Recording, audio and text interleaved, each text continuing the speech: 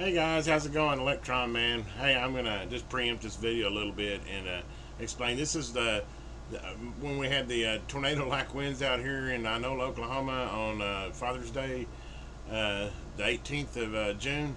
I have security cameras, and I got one camera that has a yard light out there, so it caught a little bit of it. Um, it's I have like an hour of it, but the last 5 minutes is the most interesting part because you can tell how it goes from pretty nice calm night to pure, just mayhem at the end of it.